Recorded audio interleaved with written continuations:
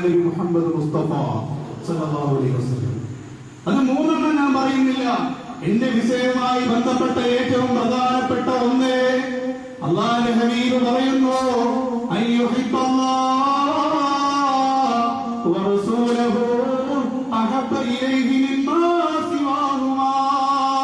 ലോകത്ത് ഏറ്റവും കൂടുതൽ സ്നേഹിക്കേണ്ടത് ഈ അഖിലാണ്ട ബ്രഹ്മാണ്ട കടാഹങ്ങളിലും മുഴുവൻ വസ്തുക്കളെക്കാളേറെ നിന്റെ ഹബീബായ നബി മുഹമ്മദ് മുസ്തഫ സല്ലല്ലാഹു അലൈഹി വസല്ലം തങ്ങളെ സ്നേഹിക്കുന്നത് വരെ, അവന്റെ ഹബീബായ അല്ലാഹുവിനെ സ്നേഹിക്കുന്നത് വരെ ഒരു മനുഷ്യന്റെ ഈമാനിന്റെ മാധുര്യം ആ മനുഷ്യന് അനുഭവിക്കാൻ കഴിയില്ലെന്ന് നബി മുഹമ്മദ് മുസ്തഫ സല്ലല്ലാഹു അലൈഹി വസല്ലം.